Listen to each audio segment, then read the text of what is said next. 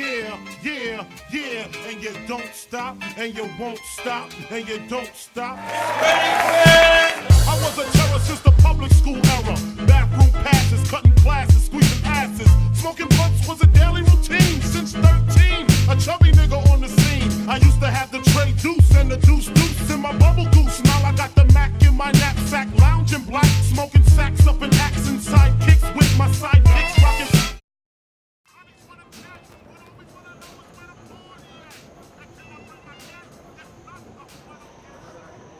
I find it hard to start gigs, you know. People get the wrong idea about me. I make a very bad first impression in life. I was in town last week, right? I wanted to get myself a laptop. I went to this shop and I just wanted a bog standard, basic range laptop. And the salesman took one look at me and clearly thought that I deserved better. Because he tried selling me a £750 laptop with features on it that I didn't even fucking understand. You know when they try and blag you with science and they go, it's got a Pentium 47, oh, it's got a flux capacitor built in. Just not drive it past 88 miles an hour, you fucking weirdo, okay. This is how he tried selling it me, right? This is how he tried selling me a £750 laptop. This was his big sales pitch. He went, oh, you want this one? It's a little bit more expensive, but it's great for business. I was like, mate, it's 2:30 on a Tuesday afternoon, and I've come in wearing a 2002 England top with KFC gravy stains on it. What sort of business do you think this is? I'm not going to be taking this laptop home and using it to Skype CEOs and trade Bitcoin. Come on. We both know what this laptop's for. Give it 2 weeks, that laptop is going to be covered in cum. It's going to have more viruses than the porn stars I'm watching. I swear to God, I walked into PC World, those laptops looked at me like the toys look at Sid in Toy Story. I'm not fucking going home with him. Have you heard how he treats us?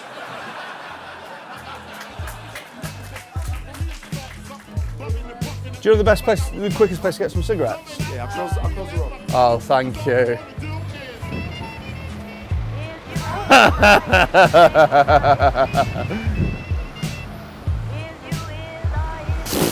Oh, proper fuck this up. Whoops. Hi mate, can I get 20 JPS Blue and a lighter, please?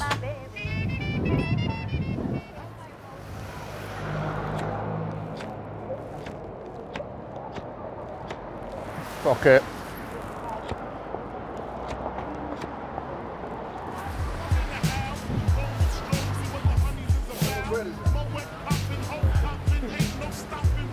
Perfect, thank you. Just forgot to get to the man over there. Your bag, did you buy cigarettes? Yeah, I got cigarettes. You got a Did he get packed lunch? Has he brought packed lunch? No, he baked a bread. A nice bread. That's well He then. baked it. Is he going to watch comedy or feed the ducks? What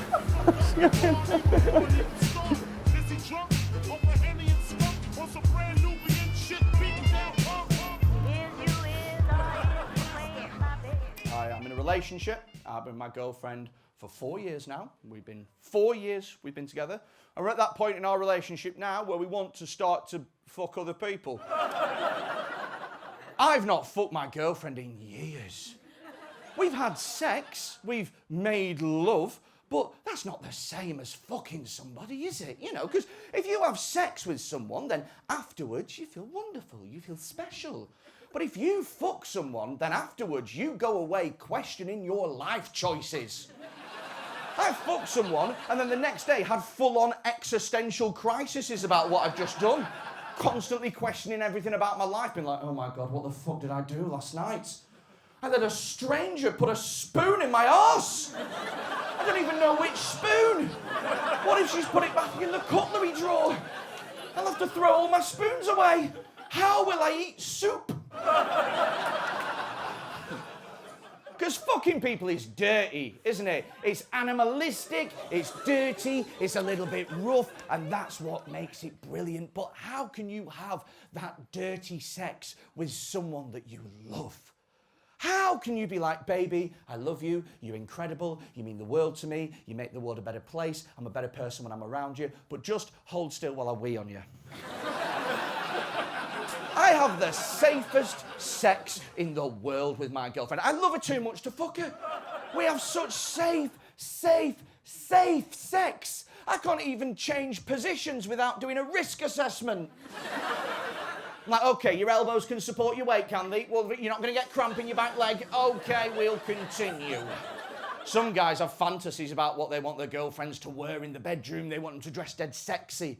You know what I want my missus to wear? A hard hat and a high-vis vest. It's like fucking a builder. Partly because she never comes when she's supposed to. Sometimes she falls asleep on the job, you know. The closest I get to having that rough, animalistic sex that I crave is sometimes we'll be having sex and I'll start thinking about all the things she's done that week that have pissed me off. So I'll just be like, she never takes the fucking bins out. And she's been having loads of baths recently. Our water bill's going to be through the fucking roof. What I've learned from doing that joke is that I do not feel comfortable dry humping in front of a room full of strangers. Which is why it looked like I was drying myself with a towel.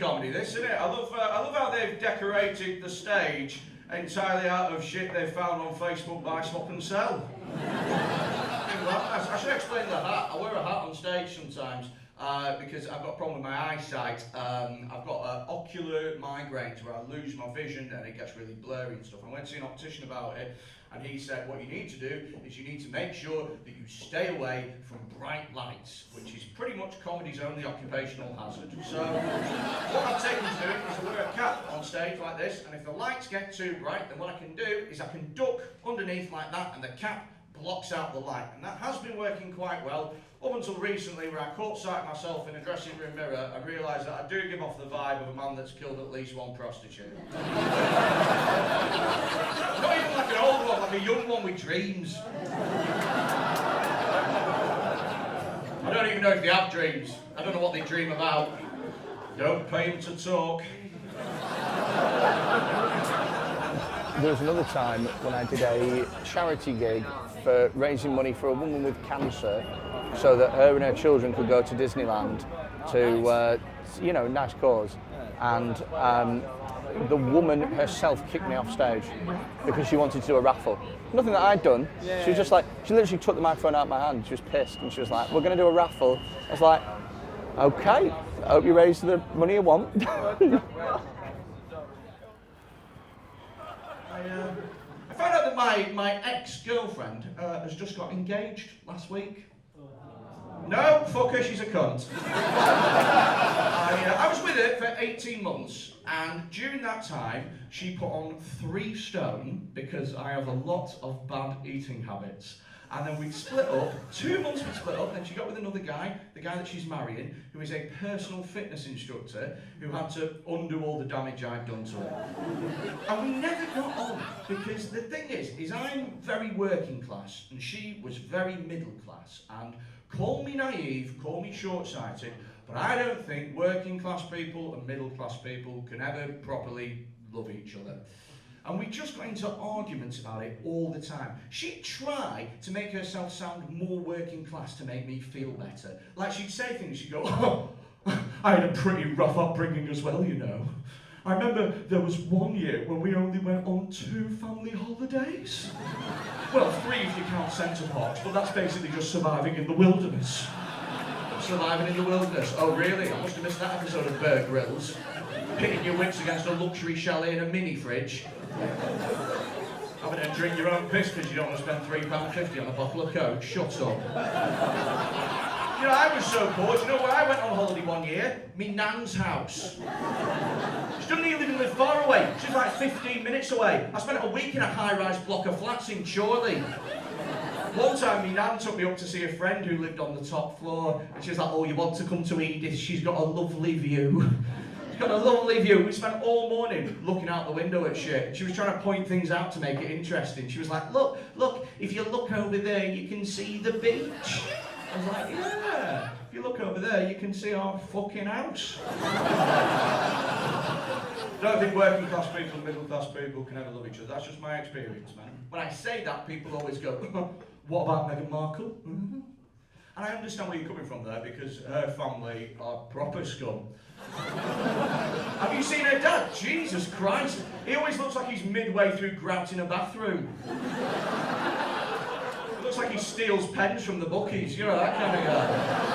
Hangs around at Ladbrokes, tells you which virtual greyhound races are fixed. Meghan Markle, she might be working class, but Prince Harry, he is upper class. And upper class people and working class people, that can totally work out. Because everyone gets what they want then.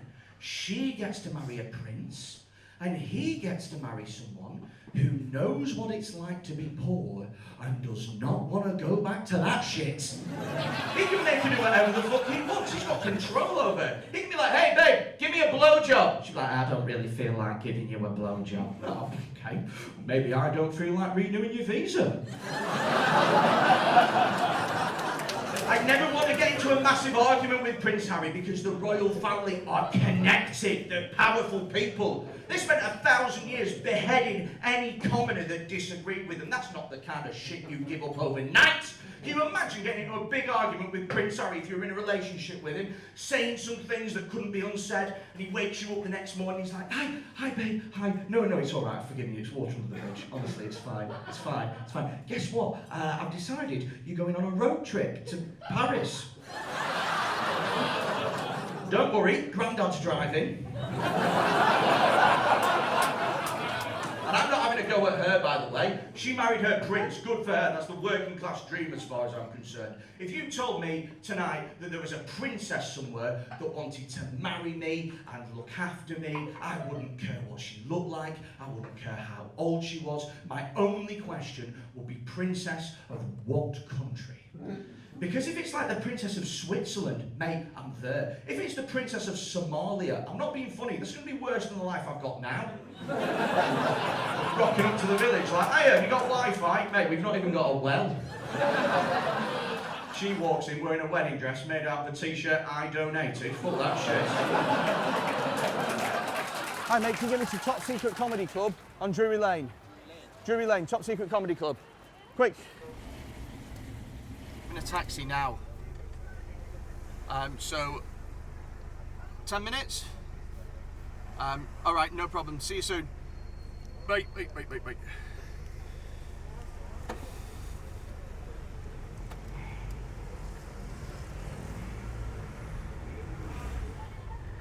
It's 170 Drury Lane, if that helps at all, mate. Thanks, pal. Holy fucking shit.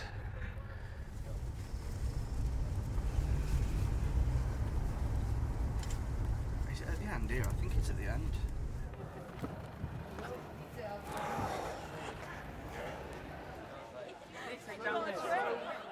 I live with my missus and I learned the most about my girlfriend and women in general when I moved in. I learned so much about women that I never knew. Tell you what I learned the most about? Periods. Now, I knew they happened. Like, it wasn't like fucking surprise one day. But, I mean, like, I didn't know much about them because they don't teach young boys about that shit. Sex education for boys and girls at school is very, very different. Sex education for women is they bring you in and they go, "Here's all the magical changes that your body's going through. You're a special princess. Let's listen to Beyonce for 4 hours. If you like it, then you should have used a douche on it." Sex education for young boys is, here's how you put on a Johnny, here's how you check your balls for lumps, good luck with the rest of your life. Just bringing teams of young boys in. Johnny, balls, fuck off, that's it. Like I knew, right, that when you are on your period, when it's that time of the month, I knew that your moods change and sometimes you might get a little bit grouchy, sometimes you might get a little bit irritable, and that's fine. What I didn't know is that there are some women, my girlfriend included, that get really, really horny. My girlfriend comes up to me, she's like, babe, I know I'm on, but I just want to have sex with you right now. And when that happens, I take her in my arms and I go, baby, not a fucking chance. Why not? Blood, that's why not, girl. I'm not putting my willy in there, taking it out, looking like a boxer that's just lost a fight.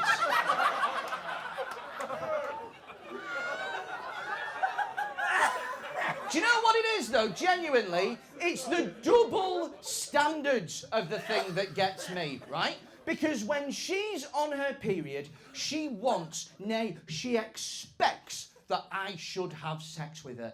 And yet, she won't so much as touch my willy unless I've had 2 showers and a wash in the sink. If I want a blowjob, my dick's got to have a 5-star food hygiene rating. Get a load of inspectors round in white overcoats with a clipboard, ticking things up. Well, the pubes seem to be the correct length. Tick. And do a little swab of your balls and put that in a test tube. You're looking at a man that cleans his bellend with Domestos.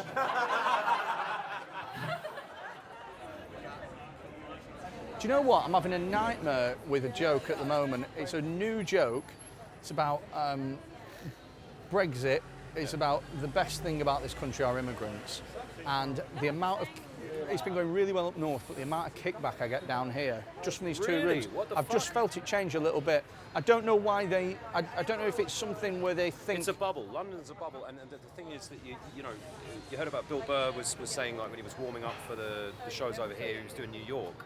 Yeah. And they had a big problem with people groaning at his jokes. Yeah. And he was like, what the fuck, I'm 50. You're fucking 20. You should be, like, offending me. This is fun. I'm going to talk about Brexit for a bit. Why not? Let's talk about it. I'm going to do this shit. Do you know why? Because I've noticed that comedians will come on here and they will start preaching and waxing lyrical about how you should have voted. Oh, you should have voted this way. You should have voted that way. It's nobody's business but your own how you voted, and nobody has got the right to tell you how you should or shouldn't vote. However, if you voted Leave specifically to get rid of immigrants, then you are a fucking idiot. Immigrants are the best thing about Great Britain. I'll say that again. The best thing about this country are the people that are not from this fucking country. Can you imagine what the UK would be like without immigrants? We wouldn't have Deliveroo. Ain't no English person doing that job. We're so lazy that we have to order our own takeaways to get delivered to us. We're not going to cycle up the M6 to deliver wok and go noodles. You give an immigrant guy that job, they've got such good work ethic, they're like 12 pence an hour. Where do I sign? Working back-to-back 14-hour shifts so they can afford a helmet. Those guys are heroes. Can you imagine if we had no immigration in this country, we would not have any good takeaways. We wouldn't have no Indian food, wouldn't have no Chinese, wouldn't have no pizza, wouldn't have no kebabs. What are you going to do at the end of a night out, 4 o'clock in the morning, pissed as fuck, just like, oh, I fancy a shepherd's pie. Is he going to get a fucking shepherd's pie? Is that... I'm trying to be tolerant of other people's opinions and other people's views, but it's hard because other people, sometimes they have opinions that don't even fucking make sense. Do you know what I mean? Like, I don't understand when the older generation go, oh, you should bring back national service.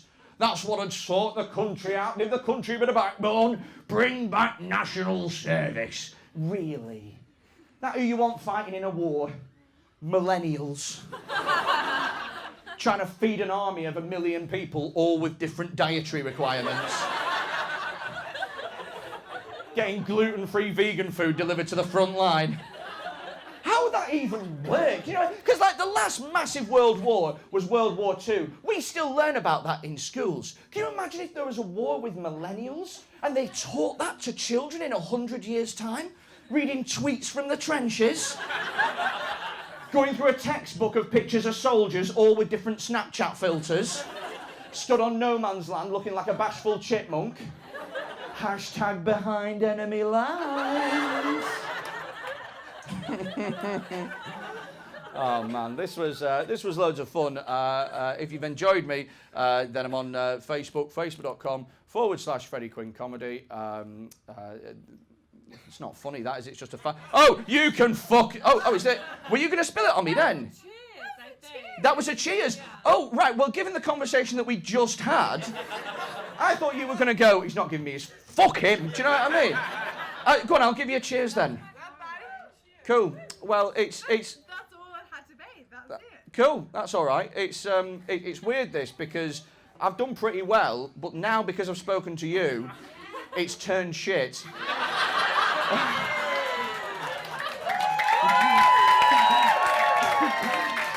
You have basically done to my set what that red wine's done to your top, you know? No, you're gorgeous and I hope you have a great night. I've been Freddy Quinne. Thank you very much. Nutter. Okay. Okay. Yeah, sure, that's fine. Do you want me to go down right now? Yeah, that's great. Okay, I'll go down right now. Great fun this emceeing downstairs and then Ria's Okay, sweet. Sorry. What a superstar.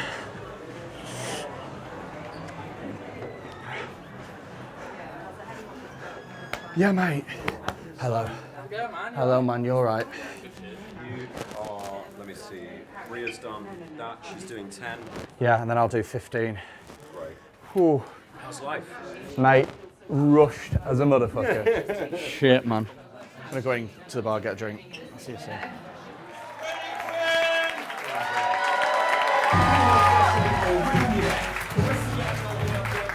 Hello! It's nice to be here. Thank you very much for having me. I'm Freddy. I'll get started. I'll tell you a little bit about me.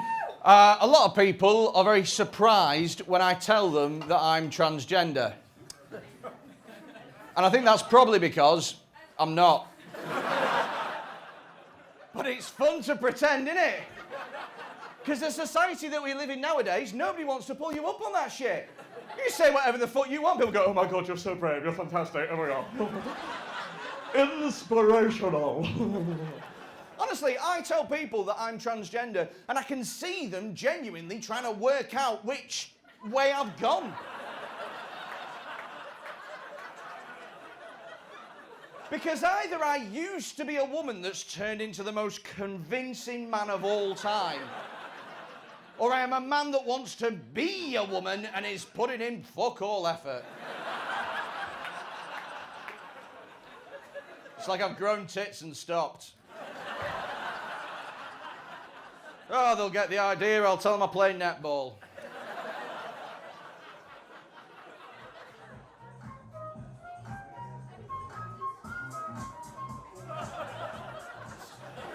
All I use the internet for is Facebook and masturbation. That is it. The internet is the most incredible invention ever to see mankind. And all I do, 8 hours a day. I love Facebook. There's nothing interesting on Facebook, but I love it because I'm addicted to the drama. I bet everybody in this room has got at least one person on Facebook whose life is just a constant fucking catastrophe from start to finish, and it's brilliant. It's great because the thing is with those people is they always do like vague passive-aggressive statuses. They never straight up tell you what the fuck's gone on. You got to work it out for yourself. You know, they do things like little statuses like, someone needs to learn what loyalty means. Then you got to scroll through all the comments like a shit Facebook detective. Trying to work out who's cheated on who. Reading all the comments from his stupid friends. Oh, you okay, babes? Oh, inbox me, hun, XOXOXO. I go one further. I start screenshotting the comments. I print them out, stick them on the living room wall. Get some red string in between like I'm trying to solve a crime. If you like Making a Murderer, coming soon to Netflix, who's Stephen Fingered?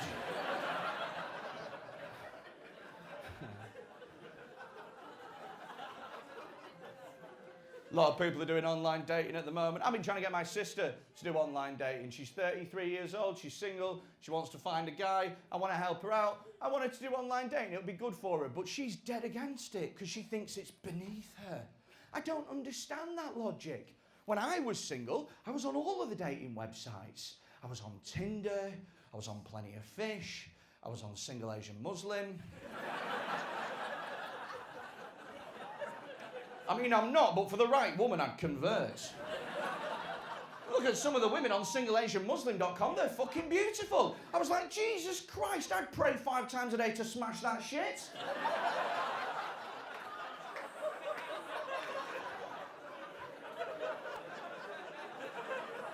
But I couldn't do it. I couldn't do it. You know why? I was never very good with the online dating thing because I'm a big lad and people would take one look at me and in this image-obsessed society in which we live, they wouldn't be interested, they wouldn't message me. That's not fair, is it? I mean, there's some beautiful women in here tonight. You're fucking gorgeous, girl. You ever fucked a fat lad?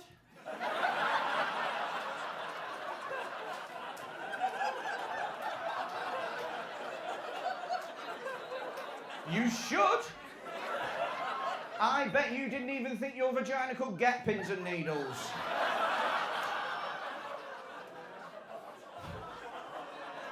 You're a beautiful woman. There's loads of beautiful women in this room. Beautiful women should fuck more fat lads because if you let me fuck you, I would try really, really hard. I will give 110%. I would put a shift in. You can just lie back, treat it like a training session, but for me, it's my World Cup final. I'm gonna get there 2 hours early, start doing stretches, keep myself well hydrated, speak to a coach, right, you wanna work your way into the box. And I get it. I get why beautiful women like you don't want to fuck fat guys like me because there are question marks about our stamina. And I will be the first to admit that we aren't the best cardiovascular-wise. But our technique is flawless. I am the best person in this room at oral sex. And I know that for a fact. You know why? Because I spent my entire childhood learning how to get all the chocolate out of a choc dip.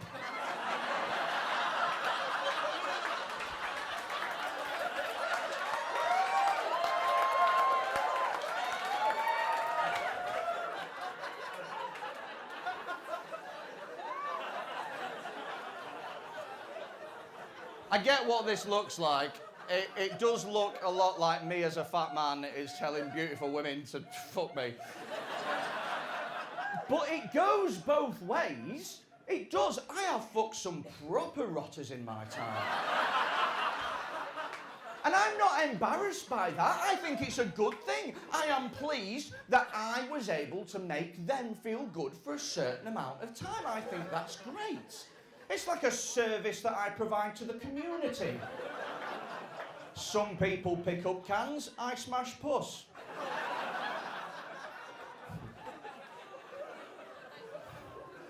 You know, I had a one-night stand with a woman once and she had eczema so bad, I woke up in the morning, I was like, who's been eating bread? What have Hansel and Gretel visited during the night? I gave her a massage, it was like using a belt sander on an old table. Shavings going in my eyes, wearing protective goggles. And she was one of those one-night stands that wouldn't fuck off as well. You know, the ones that keep texting you, keep trying to make it happen, text you sexy little text messages at all time of the day, try and rekindle the romance. She texted me once, 2:30 in the afternoon, she went, if I was here right now, what would you make me do? Moisturise.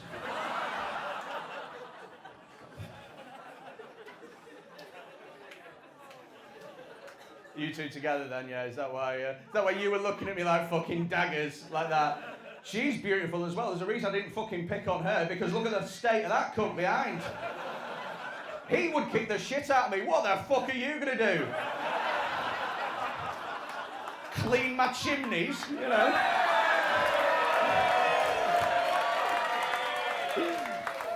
You know, he will go outside and glass me without me knowing. You will go home tonight, dear TripAdvisor. I'm joking. Jane, you know everything there is to know about each other? I'll stop you right there. You fucking don't. You might think you know everything there is to know about him, but you don't. And that's not because men keep things secret. It's because there is stuff about your man that you didn't even know to ask. Right? Here's something that he does that you never knew of till right fucking now. And this goes for every single bloke in the room. Sometimes he will go to the toilet to have a wee, and there will be a little bit of poo on the rim of the bowl. And when that happens, he will use his wee to try and jet wash the poo off the bowl.